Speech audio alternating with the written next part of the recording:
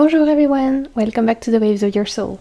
How are you all doing? How is this spooky season treating you at the month of me filming? We are deep in the month of October and I really wanted to film a haul for you today to show you all the new Tarot and Oracle decks that I've been adding to my collections the last 3 months. Because I've got some new decks that have made their way into my collection recently and a couple of them arrived even yesterday. I didn't wait any longer to share them with you. As per usual, all the names of the decks are going to be in the description box below, where you can also find all of my other social media links, maybe other videos you might want to check out. And if hauls are not your thing, this is your moment to click out of the video. This is your warning. Please feel free to exit now. I remember our time fondly. And without further ado, let's get into this little show and tell of my new Tarot and Oracle decks.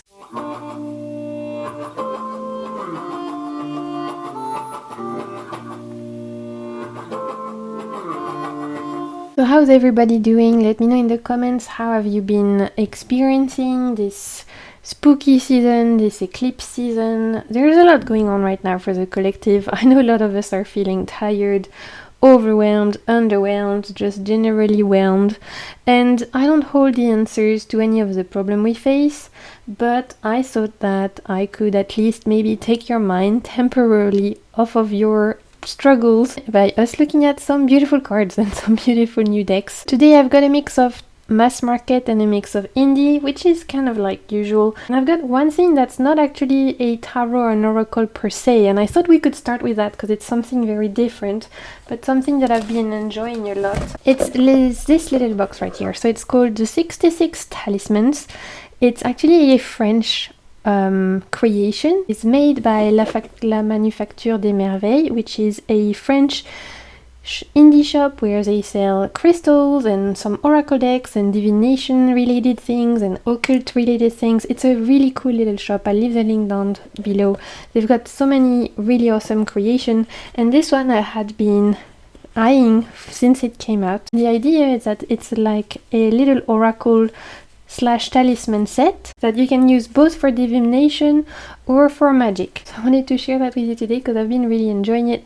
I've been actually playing with it for a good like 2 months and a half now, and it's been a delight. So it comes in this really cute box like I've showed you, and then inside you have a guidebook which is made to look very like vintage and ancient, and it's very much the vibe of this shop, which is something that a lot of us enjoy, I think. So the way that this works is that you get this bag of talismans. They are printed on cardboard. It's cardboard. There's 66 of them, I believe, and they are inspired by old engravings from a specific French book. Within this particular book, which is called this one, it's in French, it's Devises et emblèmes curieux.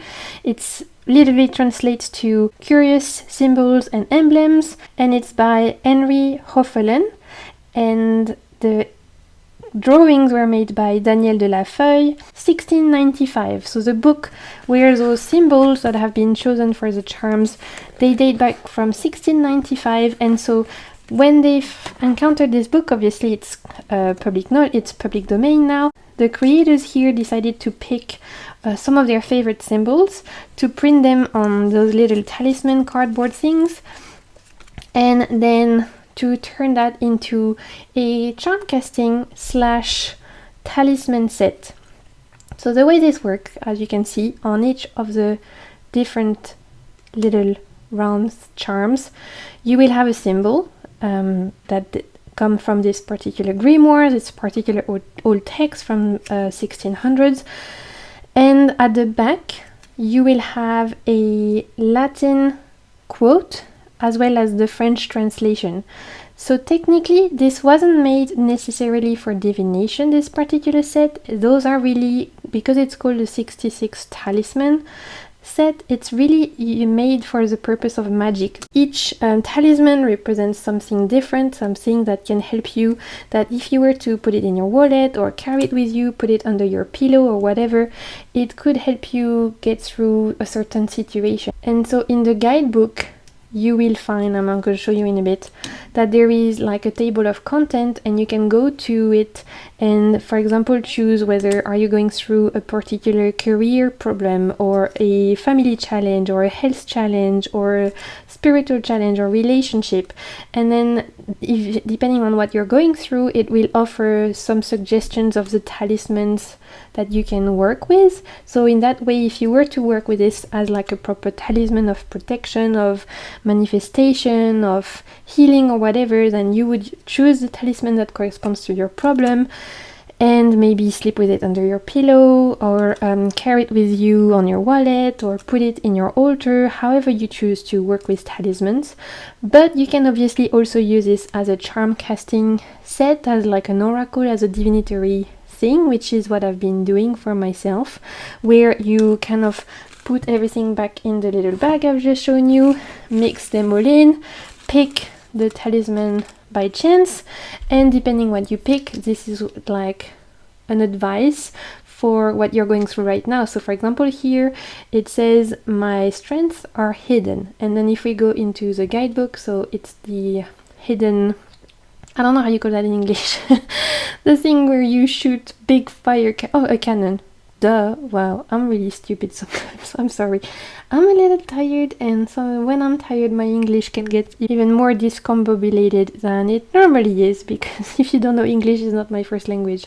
So if we had picked this one as a divinatory meaning, it says my strengths are hidden, and then in the guidebook, this is in French obviously, but I think the text is so small that you would have no problem using Google Translate to translate it if you were interested. It says, we are made from everything that life has taught us. Every single one of our experiences adds to our perpetual learning, and it adds a certain information that imprints in us with more or less intensity, creating sometimes vulnerabilities but also strengths. This particular talisman invites us to go deep within ourselves, to look for our strengths, whether they are aptitude, gifts, facilities, expertise. Sometimes they are well known and sometimes they are hidden, but once they are revealed, everything can change favorably for our life and for the life of our loved ones. If you use this as a talisman, you can use it to evolve on the path you've chosen and rely on your strengths. So that would be if you consciously chose this particular talisman to work with. But then this part here is guidance. If you had picked by chance this for a divinatory message, then it says you will need a hidden resource to solve this particular problem. In front of a complex situation, you can find a solution within you instead of having to find external help. Trust yourself and reveal your strengths. So for every single card, as I've shown you, you've got like a general message, you've got the message as if you want to work with the talisman, and then the divinatory message. And as I was explaining earlier, for the table of content, here are all the different categories of problems you could encounter, and it's suggesting to you which talisman to work with if you want to work with them in the more magical, manifesting kind of way. So we have personal life, we have spiritual life, professional life, sentimental life, and then it's all broken down to different categories. So for example, sentimental life, you're looking for love, you're already in a couple, and then again, it's different categories. So you're starting a new story, you want to finally heal from a heartbreak, you want to enjoy moments together, you want to clarify your loving relationship, you want to fight against too much passion or too much impatience, you want to find some guidance against a love dilemma, build a durable relationship, know your real personality of your partner, like all of those different situations, you have the name of the different talisman that they suggest you could be working with. The idea being that they don't suggest you working with more than 7 at a time, so otherwise it's too much information, too much energy. For change to be implemented in our life, we usually see it after 21 days. That's if you obviously believe in talisman and you want to work with them in that kind of particular practice. But if you just want to be doing like me, which is mostly using it for divination and charms, because if you've not heard yet, I've been obsessed with charms casting. It's my new thing, it brings me a lot of fun. Then this is also a really fun oracle, it's something different and something that I've enjoyed. So that's the first thing I wanted to share with you today. It's called the 66 Talisman, and I'll leave the link to the creators down below. Let's move on to a deck that is definitely not new. It's been used a ton by me recently, but it's something I've received since my last haul, so I wanted to include it in this one because I'm sharing all of my new decks, whether those new decks are new from 3 months ago or new from literally yesterday. And I will every time mention whether they're new or like all new, because I think it makes a difference whether I've used them or not. So obviously the ones I've used, I can give you a proper review. The Land of Stories Tarot, definitely not a first impression because I've used it for all of September. It is an indie deck. It's by Vermillon Collection. I will leave the link to their Etsy shop down below. It was free shipping to where I lived, which is unheard of, and it was really good customer service. So honestly, one of the nicest Etsy shop I've bought from recently, and I enjoyed the experience so much that I even ordered some other decks from them, but I've not received them yet, so watch out for my next haul. And this is a deck I've not seen many people talk about, which is a shame because it's so good, so I want to remedy that. Here are the backs. Pink metal embossing on some of the little details here. I don't know if it will pick up on camera, but all the little stars are more metallic and they're kind of raised a little bit, so it's nice. It's nice. And then the sides are plain, which I really don't mind. I guess you could put whatever color you wanted there if you felt like edging it. This is a deck that is inspired by fairy tales, and so as you can see from this particular full card, for example, we have Alice in Wonderland. The major arcana cards are all inspired by different fairy tales. Some of them are very well known, like the Grimm brothers or even the Charles Perrault fairy tales. Some of them are more Asian fairy tales, which I didn't know about, but the guidebook will tell you the name of the fairy tale and just a little bit about it, not much, just a few lines, but it's obviously then up to you to go onto Google and do your little research. The minors are not attached to a specific fairy tale, they are just inviting you into this fairy tale world. Like imagine you step into Once Upon a Time without being set into a specific story, which I found to be the perfect mix. I love fairy tales, but I've discovered that decks that have a different story per card tend to be overwhelming for me, whereas this is like the mages have a different story, but the minors are all set in this particular magical world, which sometimes feels modern, sometimes feels like not. The people's outfits are not always consistent. Doesn't bother me because the general vibe is it's still magical. Like, we could have fairy tales happening in modern day, why not? I don't mind that at all. Overall, it just feels very enchanting, very magical, very beautiful. Obviously, like the main reason why I've enjoyed this so much is because I think the artwork is so enchanting.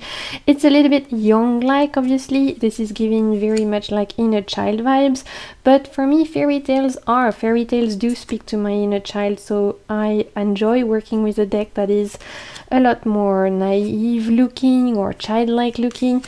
However, this is an RWS inspired deck, so in that sense it has all the symbolism you need. It is very well thought out. I think for the hangman to have the lion and the mouse, such a clever choice. For example, for justice we have Little Red Riding Hood, which I thought was perfect. So in terms of marrying different fairy tales to different tarot archetypes, this deck does it really well. Like the chariot, we have Hansel and Gretel, super clever, I love that. And apart from the fairy tale inspiration, it works great just as a regular tarot deck. Like I would have no problem picking this deck and reading for anyone with it, whether it's a career reading or love reading, or it doesn't matter. Spiritual, this feels appropriate for all really. It's just that this added like magical childlike layer I think adds something very sweet, very gentle. There is something very hopeful about the deck, I think, and something very like enchanting. It does take you away to this other world, and because in September I was working with fairy tales very intensely, if you haven't seen, I shared on my community page and on my Instagram page. Every week I was sharing a different tarot spread that was inspired by a different fairy tale. You guys seem to have really loved that. I had so many people share their readings from my spread, so I wanted to say thank you so much. It was such a fun practice for me, and I used that deck for working through that particular practice that obviously I bonded with it very much. For example, for strength we have Beauty and the Beast, another I think really clever choice. Overall, I've loved working with this deck so much, and it's super rare for me to use only one deck for like this amount of time. Normally I work with several decks at a time, but I was so enthralled in my fairy tale thing that I worked with this for a really long time and I couldn't put it down. And now obviously we're in October, I've moved on to my more spooky decks, and yet I can't wait to pick this back. I think this is so fun, and I think I'll probably pick it back for December because fairy tales make me think of Christmas. So this is my favorite card of the deck. We have Justice, Little Red Riding Hood. It's just beautifully chosen, makes a lot of sense when we think about karma, retribution, balance, cause and consequence. The Red Little Riding Hood story encapsulates all of that perfectly, and so I've fallen in love for this particular Justice card. It's so good. Let's move on to an absolute gem, which I need to pre-announce that this is already out of print. So I'm showing it with you because I'm being honest, and this is a haul where I share with you my new decks, but I also am very aware that sometimes sharing out of print decks can create FOMO, so I'm sharing it with you, but be aware this is out of print already because it was super popular for the sake of sharing art and sharing the beautiful work that the creator did. But if you don't like seeing out of print decks, just skip to the next one. If you love art and you love to see cool decks for the sake of it, I suggest you staying because this is really cool. So the Rosabelle Tarot is an indie deck by a French creator who is also a tarot reader, tarot YouTuber, content creator. Her name is Yena from Soul Shadow Tarot. I will leave her channel down below for all of my French speakers. I am sure you know her because she's super famous in the French tarot world for good reasons. She has an amazing channel. She has so many interesting content. She does courses that are really well thought out. She just is very generous and kind person. Like, she gives a lot to her audience, and she's also a great deck creator, and I own quite a few of her decks already because I'm a fangirl, if that wasn't obvious. And so when she released her newest deck, the Rosabelle Tarot, I was trying very hard to buy it, but it was so popular it kept being sold out. And then she super kindly got in touch with me and asked if I wanted to receive a copy as a gift. So I was super touched because I had been like trying to buy the deck ever since it was released. So thank you so much, Yena, if you're watching, because I will cherish this for the rest of my life. Put it back in order so you guys could see, but I've been playing with it behind the scenes, and I've not shared it much on my Instagram and stuff because, again, this was so popular when Yena released. She released a small number, they sold within hours, and she won't be reprinting because usually her decks are limited and then she moves on. And because she's a very creative person and has tons of cool ideas, she is not gonna run out of any ideas to create decks anytime soon, I think. So even if you couldn't get your hands on this one, definitely follow her because I know she's got so many cool new decks in the works. And like I said, I've been playing with this behind the scene because I didn't want to add to the FOMO of having people like comment on my Instagram being like, where can I get this, and then not being able to get it. I felt like that wasn't being fair, but I feel like showing it in a video is different because I know a lot of you who are watching hauls aren't necessarily watching to buy things. If most of you are like me, you're watching hauls to admire new decks, to look at decks. Doesn't mean you all necessarily want to buy them all. So I thought we could look at this one together today. This is a deck that Yena made through collage, and I think she used a little bit of AI to help like tie things together. So it's a mix between digital collage and AI generation, but the vibe of it is giving very like vintage 70s 80s to me. It's giving that particular, like the color themes, the little pop culture reference. This might be one of my favorite card of the deck. It's the world card. I love this idea of stepping through a portal to another galaxy. It's so clever. There are some pop culture references in here because if you're not familiar with Yena's work, she's very into pop culture, which I am massively as well. So obviously this is something that I appreciate a lot. For example, the Knight of Pentacles is C3PO right here, like another one of my favorite cards of the deck. Can we talk about how clever this is? Genius. Honestly, genius. So there's a lot, like I was saying, of pop culture reference in the deck. I can't remember if this is supposed to give Dorothy from The Wizard of Oz, but that's what it's giving me anyway for this Four of Cups, which I think is really cool. If I remember correctly, the King of Pentacles is the guy from the Monopoly. Let's see if we can find him. which again is just so clever. There you go. Monopoly Man for King of Pentacles, genius. The 10 of Pentacles is Disneyland castle, kind of. Genius. Like, this is a happy place. Yes, I agree. Happy place, but also capitalistic dreams where we spend money we don't need. Yeah, also true. Also a factory for making us spend money. But also a place of dreams. But also the concept that she chose for each of the cards I thought was super interesting and super intelligent. The 5 of Swords as this like maze that we can get stuck into mentally is again super well thought out. I love that. This hacker for the 7 of Swords is brilliant and so accurate for what's going on right now. So this deck is just pure joy and I've been loving it so much behind the scene. This is giving Sailor Moon, which I'm so here for. And this deck has almost been like my little secret that I've been enjoying without telling anyone about it, without posting it on social media, without just creating content just for me, using it for me. I'm so grateful that I own this. I can't thank it enough because I've been loving this so much and I wanted to share it with you today, again for the purpose of sharing something nice with my fellow card lovers. And this is, let's finish on this beautiful card, which honestly is another one of my absolute favorite. We have the 6 of Pentacles, this older gentleman giving gifts. He just makes me so happy. There's something grandfatherly about him that just brings a balm to my soul. So if you really want it, you might find some on eBay. Again, if you're watching you now, thank you so much. I just wanted to send you a massive hug through the screen. Let's move on to 2 new mass market decks that have made their way into my collection in the last couple of months. The first one I've not actually used yet. This is the Zodiac Tarot. I think in English it's the Zodiac Tarot. In French it's the Tarot du Zodiac. My mom actually picked this up for me. We were supposed to be going on a little mother-daughter shopping trip at the library and I got sick because I literally got sick pretty much non-stop for the last 3 months. It's been hell. It's just not, let's just say, it's not been fun. But she saw this and she was like, do you have this? If you don't, I'll pick it up. I didn't own it, so it was actually really sweet of her to pick it up. So as you might see in the French edition anyway, we have one of those boxes, like there's a tuck box for the cards, and then inside the previous box you had the guidebook. I believe the English edition is simpler packaged, but I'm not 100% sure.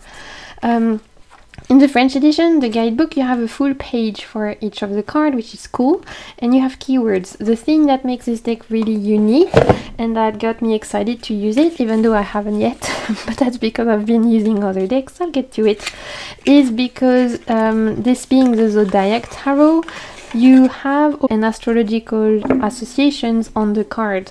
So you have all the planets and you have constellations and you have the astrological signs that are linked to each card. And so I thought for Deck and Walk, this deck would be awesome. Not like for anyone who's doing the Deck and Walk, I know Marlene Teresa is doing a lot of work on her channel and I've been really enjoying like watching her videos, and I've been following along but very loosely. I've been very much enjoying like consuming other people's thought on it, and I've been enjoying noticing how that appears in my life as part of like day-to-day, you know, thinking, oh, for example, we're in the 4 of Swords deck, and how is that affecting my life? Oh yeah, right now I'm sick and I can't really leave my bed. Yeah, that makes sense, rest bitch. Like, that's kind of the extent of how much I've engaged in the Deck and Walk. I've not done massive study, I've not, you know, taken it too much over the top, but when something happens, it's been interesting to see the deacons we've been in, and I've really enjoyed to watch other people's videos on it. And so when my mom got this for me, I was like, well, this could be a good deck to follow along, even though I think we're almost halfway through the Deck and Walk. It doesn't really matter, you pick it up whenever you want. I wanted this year to kind of do it in a very laid back way of just me kind of processing at the end of each deacon, how did this particular energy affect my life or not. Particular Deck and Walk experience this year to be just a lot more experimental and focused on my human experience. I wasn't in the mood to necessarily make it all about studying, and that's okay. But this deck has a lot of the information you need, as you've seen on all of the cards. We have Mars in Scorpio, I think this might be Here we have Sun in Scorpio, Venus in Scorpio, etc. And so you have all the different signs and planets that are linked to the different astrological associations that usually date back from the Golden Dawns association. Regardless of that, this is also just a very beautiful deck. It's an RWS inspired deck. I love the artwork. I think the artwork is gorgeous. I love the quality of it. Like, this particular style of drawing, it's giving a bit folk tales vibe. Like, I could see this being the particular illustrations you would see in like folktale books, and again fairy tales. So obviously this is very attractive, and I'm really excited to use this. I've not used it yet, like I was saying, because it didn't feel like it was very much October vibes, like spooky season. I had a lot of spooky decks I wanted to use for October, so I thought I could keep this for November. That's why I've not used it yet, but I'm excited, and I think it will pair really well with a lot of my Oracle decks actually. I'm thinking maybe with the Dennis Lind Sacred Traveler, it could look really cute. If you guys have any other suggestion, if you have this deck, have you found any other cute pairings? Let's move on to another mass market little find that I have added in my collection in the last 3 months. This is a Disney Villains Tarot by Insight Edition, I believe, but the French version is by Hachette Heroes. So the deck might look different. I don't know if it's the same box or same guidebook layout or everything, but the artwork will be the same anyway. So for the French edition, here are the backs. I don't know if the English is the same. It's not gilded for once, which is a miracle. Normally French mass market decks are always gilded. And our guidebook looks like this. It's quite large actually, and for each of the cards you have upward and reverse meaning. I think for the majors you have a little bit more, because for the majors it also references the characters, like the Disney characters. And I've been actually using this in October because this feels like a little bit spooky in a very soft and cute way, obviously. That fits with my idea of Halloween anyway. I was very curious when I finally got this and started reading with this, to know whether this was going to be an actual good reader or if this was going to be just one of those like pop culture decks that is cool but not necessarily a great reader. Like, sometimes there's decks out there, they're on some themes, we love the themes, it's cool, it's relevant to modern day, it's pop culture inspired, but as a tarot deck it just doesn't really work. It can feel a bit shallow. A lot of those Inside Editions actually decks are a bit like that, I'm not gonna lie. The exception for me being the Nightmare Before Christmas. That's fantastic, really well thought out. And I must say this is really well thought out. The choices for each of the majors as the villains make a lot of sense. The minors, even though they're not always fully illustrated, it's also not just plain pips, so it's kind of like pip friendly. We have some pips, we have some like illustrations, but overall the idea of each card, it's thought out. It's like trying to make the villains of Disney meet tarot. It's there is intention behind this deck, which I was pleasantly surprised with. I was expecting gimmick cash grab. Turns out no, I was wrong. Like, some of them are not my favorite. Like this, for example, Nine of Pentacles, it's okay, it's not the most fun. Like, we have this like coat with buttons. Okay, this is actually the coat of buttons, I think, from the villain from Robin Hood, and it's like the greedy king, right, who's trying to accumulate all the wealth. At least that's what it's making me think of. And like I said, the guidebook is really cool. A lot of the time, even though it's small, it will reference at least the villain that it's talking about. And I think even for the court card, the choices they made makes a lot of sense. Like Jafar for the King of Wands, super clever. Love the fact that there's a lot of like Peter Pan references here, because Captain Hook was one of the most terrifying villains for me. I hated the crocodile when I was little. It used to give me the heebie-jeebies. That were the worst villain for me. The crocodile in Peter Pan, terrifying, and also the evil queen in Snow White. She was so scary. I had nightmares over her for weeks when I watched the movie when I was little. Him, on the other hand, made me laugh. I loved him. I was rooting for him from the beginning. Hades from Hercules. He was one of my favorite villains that I love to love. I didn't love to hate. So this is just very nostalgic. It's fun. It's like very much again inner child vibes. You know, I'm a 90s kid. Those are all the movies I grew up with. Even though I love the newer Pixar, my heart is still in love with all the older Disney movies, all the 90s ones. They're just awesome. A fun deck to play with, especially for like October, because like I said, it gives very soft, spooky vibes. I don't know why. There's something about it that maybe the fact that they're villain, and so there's a lot of like cauldrons and things. It's giving like a little bit Halloween, but very softly. And I've enjoyed it. It's exceeded my expectations in the sense that it's a lot more intentionate than I thought. So if you have this, what are your thoughts? Are you enjoying it? Are you enjoying working with it? The one thing I'm not a huge fan of are the borders. Like they're a little bit too much for me. I would have liked full cards, but that's just personal preference. Okay, I've got 3 more decks to share, and I've received all 3 within the last 2 days. You know what it's like where I live. If you watch any of my other hauls video, I usually don't get any of the decks I ordered for weeks, sometimes months, and then when a ship comes with like cargo on it, I suddenly get like 4 or 5 decks at once from orders that can date back from like few months, even sometimes a year back. And then I won't get anything for another 3 months until another boat arrives. And that was the case this week. I received 3 decks in once, even though there's probably like a good few months in between.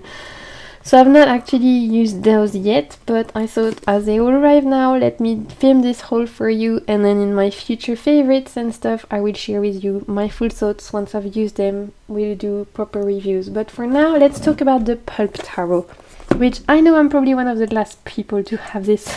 I'm very well aware of that. Funny story, I ordered this actually at the beginning of the year. If I'm not mistaken, it was February. We are now mid-October, so you make the math. It's been ages. I think this has been traveling around the world for a while, and it finally made its way to me. So I'm super happy to finally have this, because honestly, since this came out, I've been wanting it, and it's been really hard to wait for, because I've been wanting to play with it for so long. I've been seeing people's reviews, people posting it on Instagram. I've been just itching to use this deck ever since it came out. There's something about the pulp visual, like the pulp magazine inspiration, that I find so appealing. And I'm sure you've seen this deck before, it's super popular, but if not, this is the Pulp Tarot. I'm very confused because I don't know if it's indie or mass market. I think in America it's probably mass market, but even indie, the price is on the Etsy of the creator anyway. I didn't pay more than 30 euros for it, so for an indie deck, if it's the indie deck, I think it's very affordable. And they've just released, the creator, another pulp inspired tarot deck, but this one, it's a horror one, and oh my god, I want it so bad. I am so tempted to order it, but I know it's gonna take another 9 months to come to me probably, because it comes from America. So I am torn. I'm torn between ordering it right now and thinking, well, it will come for next Halloween, or waiting and seeing if potentially maybe I can ask one of my deck mules to ship it to me later in the year. I'll see. But if any of you guys have seen or have the new Todd Alcott Tarot, the horror pulp tarot, let me know your thoughts, because it looks awesome and I want to know if you're enjoying it or not. This one, as you can see, it's more pulp magazine inspired without a specific theme, like it's not horror or anything. It's definitely more RWS, and there's something very charming about how it looks. You best believe, now that it's finally here, I shall be getting into it as soon as I finish filming. The thing that surprised me from like seeing it in person versus watching reviews and stuff is that on some of the cards, the suit name is very big. For example, the cups here, you see how big it is, and like here I don't find it obnoxious because there's a lot going on, but on a card that's a little bit more bare, like this one for example, it definitely stands out a lot. So when I was just going through the cards yesterday, just quickly to see if they were all here and stuff, I did notice that like on some of the cards, the way that some of the suit are written. It's a lot. And on some of them, like here, it doesn't bother me at all. Also, it's not the same font for cups and pentacles and wands and stuff. Like for the sword, it's written more as a banner, and for the pentacles, it's written a little bit smaller than the cup. I find it less obtrusive, but honestly, that's just a detail because the artwork I find super clever. But again, if you have this and you've been using it and stuff, let me know your thoughts in the comments. I'd love to know your experience with it. Same days that the Purple Tarot arrived, the Ailette Tarot arrived, and it's hilarious because this I ordered, like as I was saying, February or something. This I only ordered about a month ago. They arrived at the same day, and the funny thing is, I had intended to pair them. So sometimes you can't deny the universe knows what it's doing and synchronicity is at its best. I would have planned it, I couldn't have done it. And yet, I wanted to pair them, they arrived the same day, even though I ordered them months apart. So the Ailette Tarot is an indie oracle deck. I'll leave the link to the Etsy shop down below. It's a UK based creator. This was very affordable in my memory for an indie deck. I can't really remember, but it was on the cheaper side for indie deck. And this is bonkers. This is a bonkers little deck. It has 78 cards, and even though it's called a tarot, this is definitely more of an oracle. Now, I ordered this kind of like sight unseen because I've never seen it on any YouTube videos before, and I found this in my recommendations, and I saw the shop and they had some images in the shop, and I literally saw like 4 cards and I was like, add to cart, boop, buy. And I never normally do that.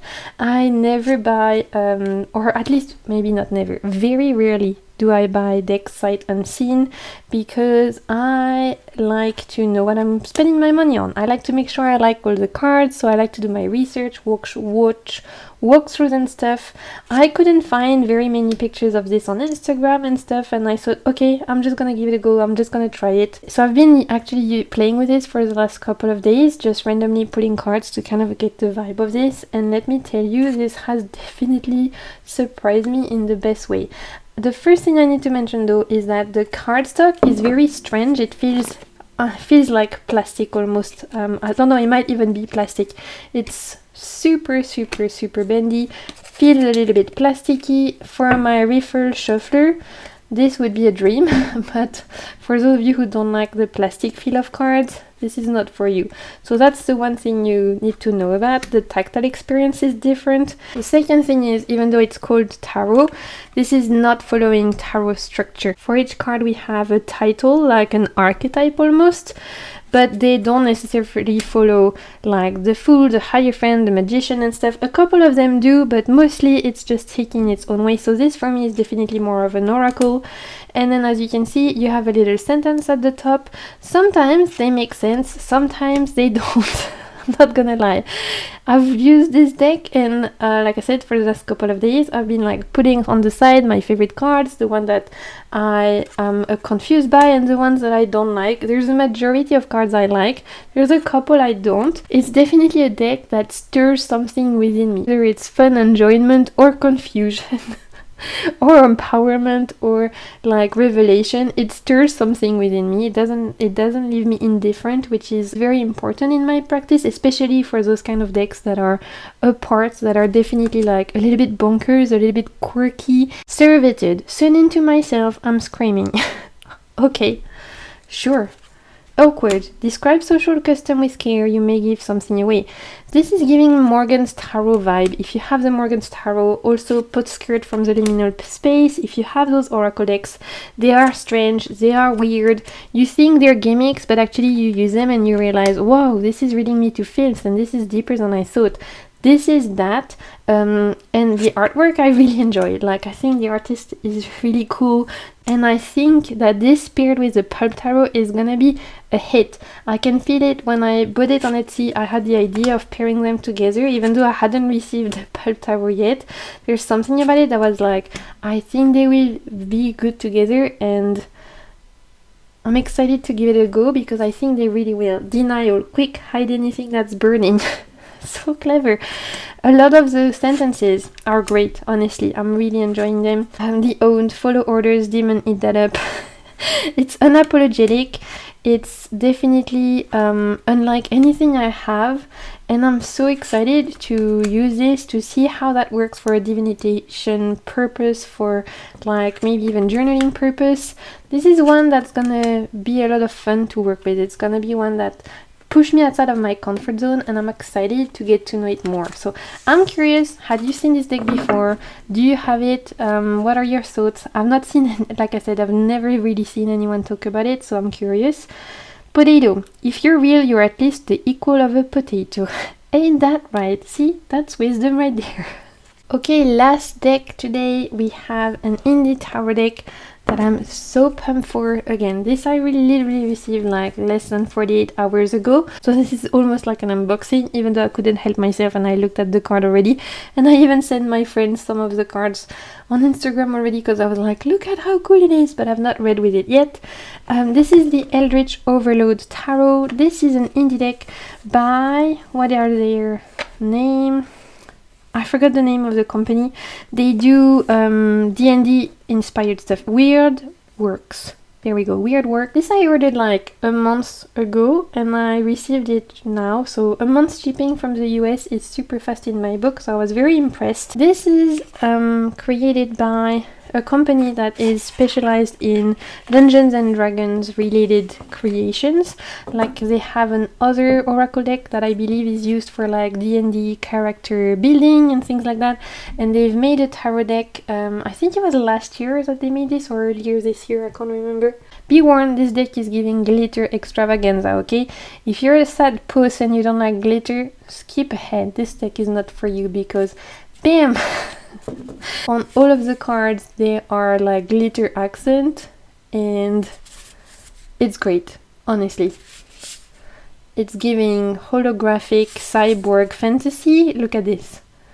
And honestly, I am so here for it. Like I was saying, this is created by a company that specializes in Dungeons and Dragons related things. They've created this tarot deck which is like D&D meets cyberpunk fantasy. So it's giving sci-fi world, but you will see characters that could be characters from quests in D&D. We have orcs and elves and dwarves and the like. So for those of you who know a bit about D&D and who play or even watch stuff, which is my case, I don't play, but I've recently got into Dimension 20 and I'm obsessed. You will understand a lot more what's going on in the deck in terms of the characters, I think, if you're a little bit familiar with the D&D world. But if you're not and you're just a sci-fi nerd and you love anything like cyberpunk vibes, you will love this. Look at this hermit, it's so good. The colors in this deck are insane. So bright, so vivid.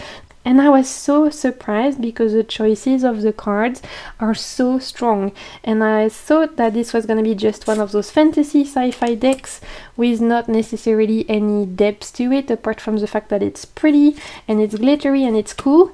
But look at this. Some of the cards hit hard and I did not expect that. This death card with this futuristic police, it's heavy, right? It hits, and yet it's clever and it still relates to our modern world and themes from our day-to-day life that we can relate. If you are fans of Dimension 20, this is giving me Starstruck Odyssey, the boots down. Like Starstruck Odyssey, the quest from Dimension 20 that happens in space. This is it. You can't tell me otherwise. This is set in this world where cyborgs and humans are trying to coexist. Some people are against technology, like keep humans pure. We see it with Judgment here. Some people are using technology as a way to help humans, and some are actually using it to take advantage, make people feel like they are drowning in debt. This is showing the worst side of technology and the best side of technology all at once. What we could do with it for good and how we could also fuck up the planet with it. All set in this still fantasy type world, because like I said, not everyone here is human. But I think the subjects that it brings, themes of climate change and acceptance of difference and like modern day questions about health and technology and equality and justice for all and all of that appears in this deck, but it's done in a way where it's like not in your face, and because it's a magical fantasy world, if you don't want to see that, you won't. Like, but if you are into decks that have a lot to say, you will. Like, this has more to offer than I expected. Like, look at this card, for example, the Ten of Cups. It's an ad for a medicine in this futuristic world. It's a medicine for, like, it's shown by this happy family, and the truth of the matter is there's like this little gnome here who's living homeless.